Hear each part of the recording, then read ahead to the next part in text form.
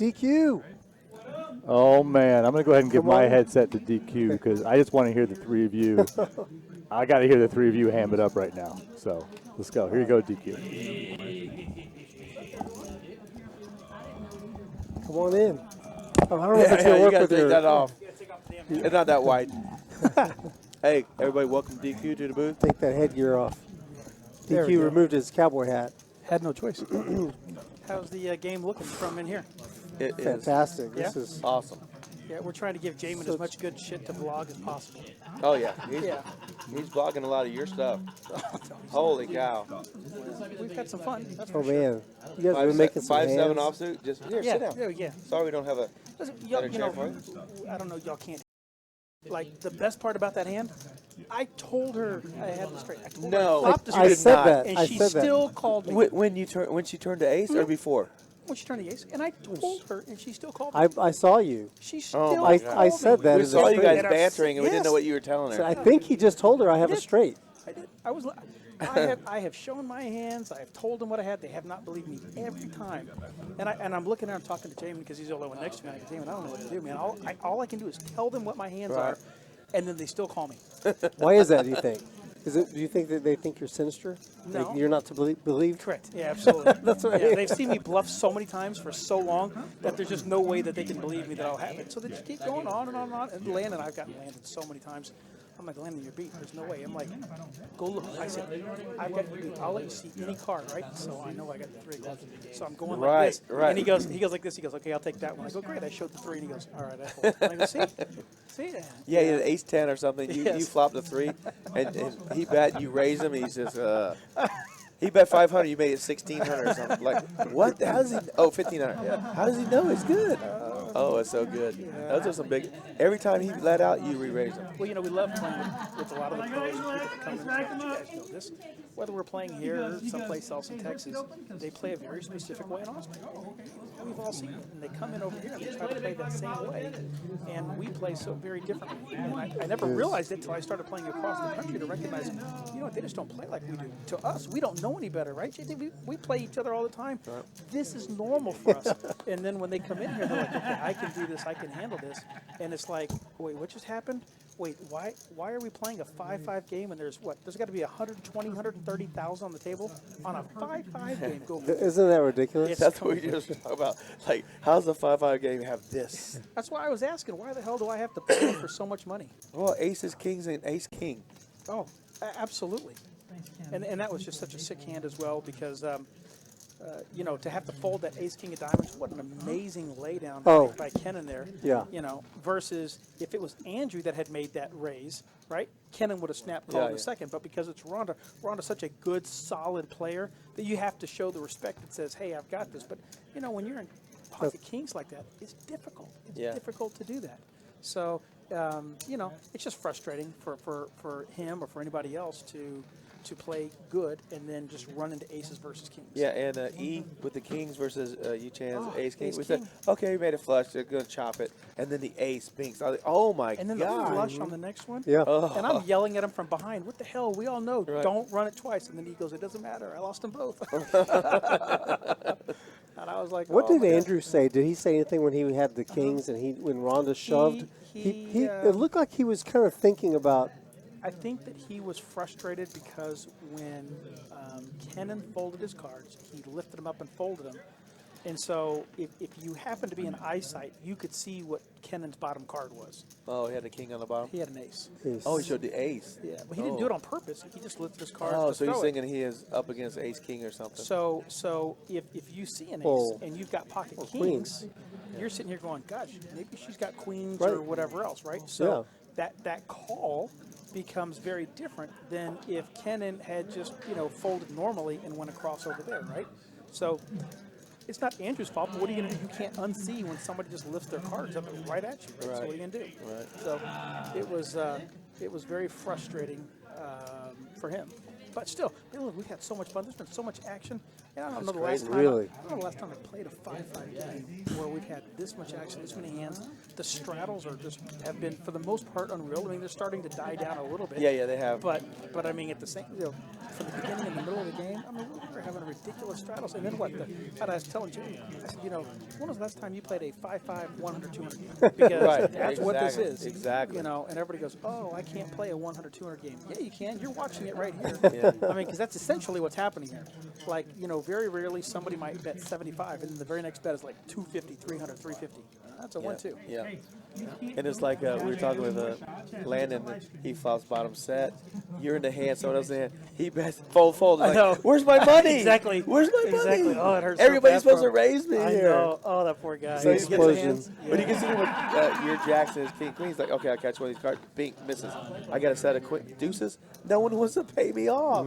That hurts more. It does, absolutely. Especially because yesterday when he was playing, and he was playing a Texas 1-2-5, he was hitting his flops. He was hitting the hands. He was getting paid. So poor guy used up all his run good at the smaller 1-2-5 game, and then sat down and went, okay, this is not good. This table. A lot of good hands that when you played back at him with hitting a pair, like he let into you, and you're like, well, I ain't got a piece of that. Let's see if you really got a piece of it. And you leave back and it's like, okay, I fold. And whether it's a 3 or 6, whatever it was, you had the best of it. So he hasn't played tonight where he's been able to show that he had anything other than big cards.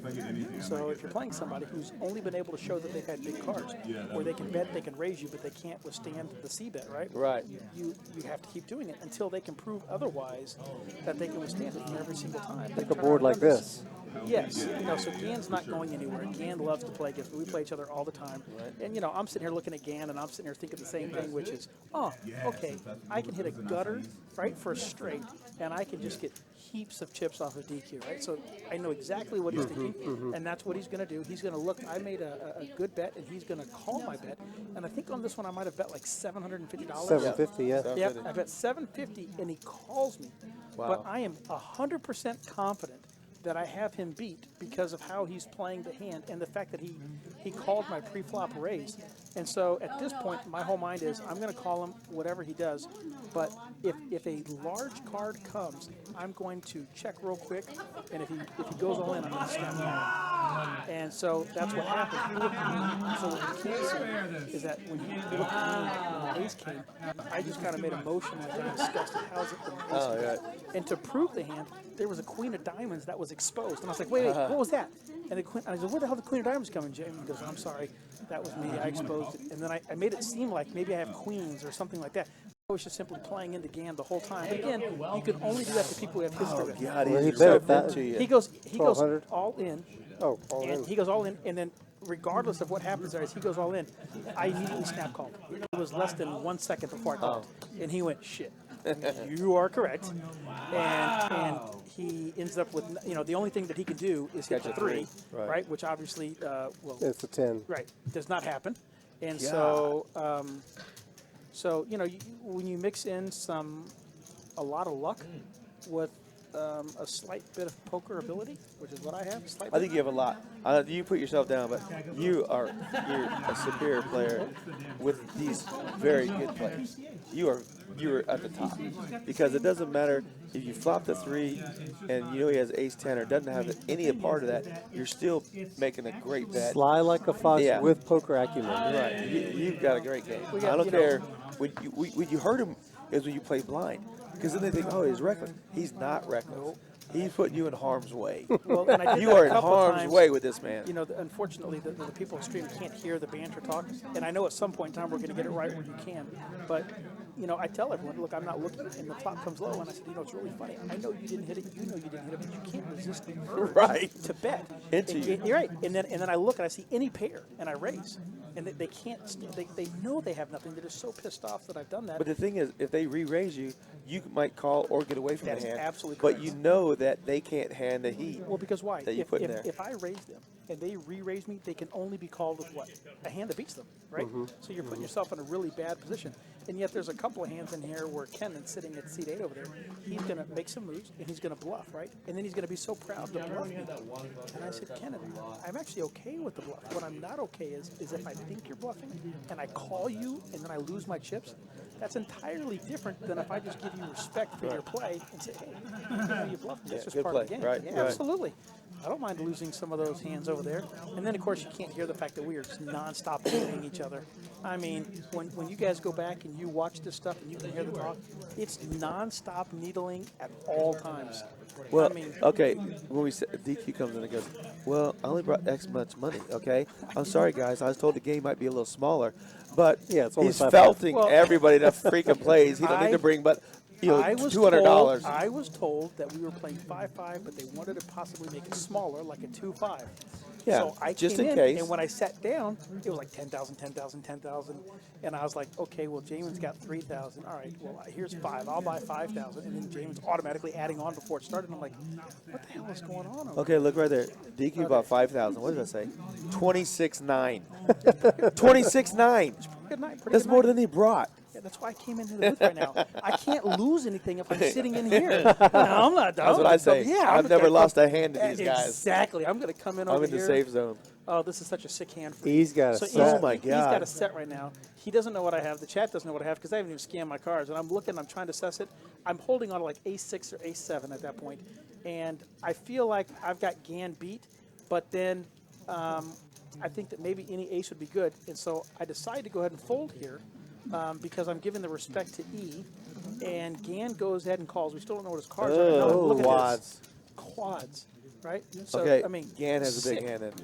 Well, you know, I don't think Gan has a big hand. I think that Gan's trying to play. So if we take a look, he might have a jack on there, or jack queen or something. He Nothing checks. big. Check goes and quad. check, Check, check. back. Ah.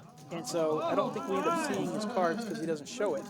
But now we can't stop needling E because he's losing. He gets quads and Checks he wins. quads. He wins the minimal amount of money, right? And then, that's how you know your night's going bad Yeah. when a great player like E gets quads and can't get anybody to put any money in the pot.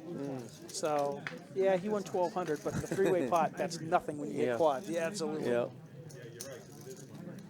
He zagged when he So should have zigged. Rhonda won her money, Well, Rhonda's in for 20,000. but Chaz has Chaz reloaded is in, twice. Chaz is in for 40,000. Yeah. I'm in for 5,000. Yeah, that's normal. And I don't know what That's normal. Chan's in for and some of the other guys. Yu-Chan's looking a big win. Is he He chose it for 10. 10? Okay. So he's doing well too because he hit some big numbers. Well, yeah, he did the ace king versus kings and picked up 6,000 right there. Absolutely. Now, it's funny because Landon's got cards, but he doesn't have cards. So it must be off over there. I'm not sure who he's playing against. Oh, this could be a great hand. I don't remember this hand, but anytime you're seeing suit over suit, if that's correct. Maybe it wasn't correct how it's changing around. But, you know, hopefully that Landon and Jamin are having a great time. And we're thrilled to death that you were able to bring them down over here and just, you know, have some fun over here. We kind of feel like we're the bastard stepchildren of poker in San Antonio because people just naturally think big airports, let's go to San Antonio, go to Houston, let's go to Dallas. And, of course, they got a really good card room, too, in Austin, so people go there and they forget about us down here. But I tell everyone, if you come down here, Rounders literally has probably the best card house. When you take the food aspect, when you take the fact that there's a bar over here, and then you take the action that's at this game, I'll put it up against anybody. But for some reason, no one ever wants to come down here. So James was telling us he had a good time, went down to the Riverwalk. Right. He didn't fall in. That was a really good thing. Found some drinks over there and stuff. You know, maybe these guys will come back over here. Absolutely. Yeah. Yeah. Yeah. So I mean, it's fun. You know, I play with all these guys. You know, James Gray, I got his number. You know, with all these other pros, you know, I end up going back and playing at their game. So I've already told Jamin, look, I'm going to go to Vegas second week of March. So I'll reach out to you. You tell me where you're going to play or whatever else. Let me show up. Let me come play at your game. Trust me, a lot of people at the Encourage that win know who I am. We'll get it over there. We'll get a fun game over there. And, you know, I'll be able to support them just like they came down to support us. Yeah. And thank you very much for joining us tonight. You're doing quite well. We'll probably let you get back on the table and do some more. You're a great ambassador for the game. Yeah, I absolutely. appreciate We that, guys. appreciate your support. Chatsville, I hope you all having a great time. Thank and you enjoying for this. the food and Yes, drink. yes, Thank y'all you got very plenty much. to eat to drink Thanks. and stuff. Yeah. Oh, yeah. Yes, thank you very Thank much. you. I'm glad that I can afford to pay for it. All right. Hey, that was DQ just running wild on our table tonight. Doing a great job. Thank you, DQ, and we'll see you here Go get him. after the stream. Nick from Yuma is right. There should be more likes. Hit that like button. Subscribe. If you love us, it'll tell you when we're on. If you hate us, it'll also tell you when we're on so you can avoid us. So subscribe either way. If you don't like us, the best thing to do is watch us again. At least you'll find out if you're sure about not liking Well, you got to us. watch it twice to make sure you don't actually like it. Or 10 times. It doesn't matter. But if they subscribe, the more subscribers we can actually have an economic benefit from, then we can hire better people. So, sorry, JT.